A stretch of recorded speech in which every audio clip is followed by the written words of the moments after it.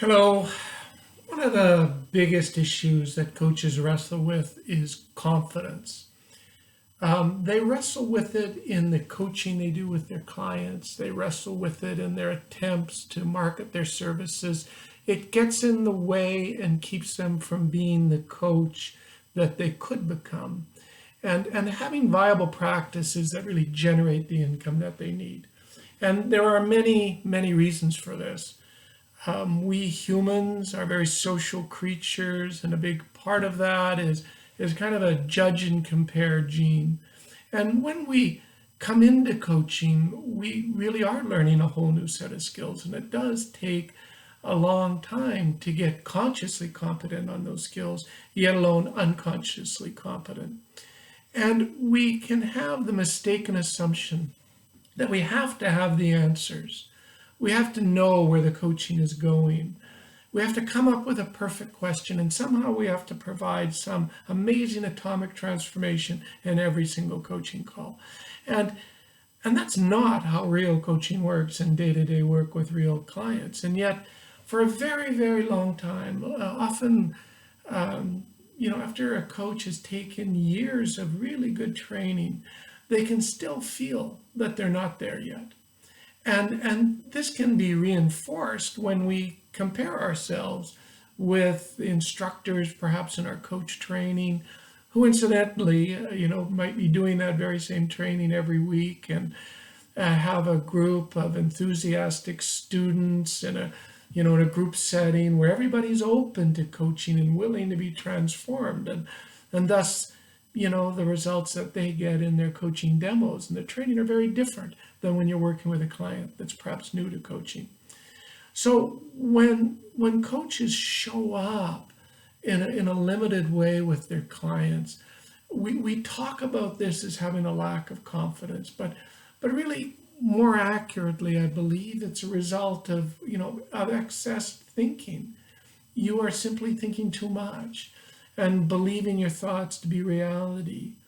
And you can be thinking all sorts of thoughts. You can be thinking, I'm not ready yet. I'm not a perfect human being yet. Am I giving the client enough value? Where's this conversation going to go? How can I end it? Will they come back for another session? And on and on. And when you're thinking about yourself, you're not listening to your client. You're not really engaged with your client. You have too much of your focus, of your attention over here, at level one, and not enough over there at level two with your client. And the same thing, really applies when you begin to market your coaching services. If you are so worried about whether or not someone is going to like coaching, and if you're tying your self-worth to that, then you're going to be hiding out forever. Because the reality is that even when you figure out who your ideal clients are and how you can most help them, the vast majority of any demographic, of any group of ideal clients, and some of the best proven niches of all of coaching, it's a good estimate that 80% of those people there are not going to hire you or are nowhere near ready to hire you right now. So here too, in your marketing, if you're focused on yourself, and if you take every one of the many no's personally, you're going to stop learning. You're going to stop adjusting to, whatever happens and making a better plan. And you're not going to persist long enough to really build awareness of what you do with your target audience or have a chance to build the type of relationships that get you hired. So what's the solution? Real confidence. And here I mean by what I really mean by real confidence, it might help to understand where that word comes from. Confidence is thought to come from a blend of Old French and Latin, a con fides Deo, really meaning like firmly trusting God, firmly trusting life. And in this case, it means really trusting your coach training, trusting that it's no mistake that you are called to do this work and working with this person, and not taking on the responsibility to personally manufacture some miraculous result or deliver some imagined best result.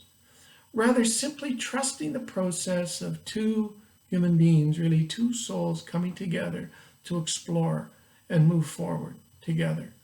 There's great research that indicates that it's not the efficacy of any therapeutic model, any coaching model, nor your prowess as a coach that contributes the most to changing a client's mindset, their thoughts, their beliefs, and ultimately changing their behaviors to get the results they want. Rather, it's simply the coming together of two limbic minds, two emotional beings in an ongoing relationship. When you trust the coaching process itself, more of your attention is over there with your client, unconsciously picking up what they're saying, what they don't say, what they're feeling, how their voice and body reveal what's really going on for them. And this naturally better facilitates the process of the client gaining clarity on what's deeply true and important to them and taking whatever wise action they're called to take. Now, when coaches apply for an advanced credential, such as a PCC or an MCC with the ICF, traditionally one of the hallmarks the examiners look for is whether the coach is completely connected as an observer with the client, and whether the coach is connected and trusting in that kind of mutual state of awareness that can only arise in the moment out of a real joint evolving conversation. And they're looking to see that the coach is really comfortable in that place of not knowing, in that place of trusting in their process with the client. And you cannot get there. You cannot do that if you're thinking too much, worried about how well it's going and where it's going and if you have some set agenda in your work with clients.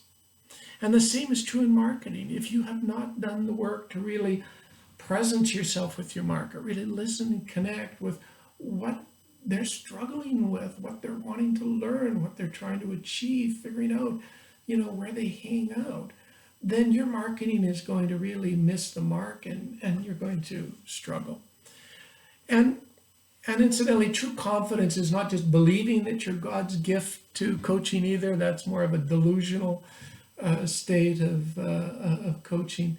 Rather, true confidence is really acknowledging you're a human being. You're going to always have some lot of level one stuff going on, and yet moving your attention off yourself over and over again and putting it back on the client, trusting over and over again that the coaching process itself is going to do its magic.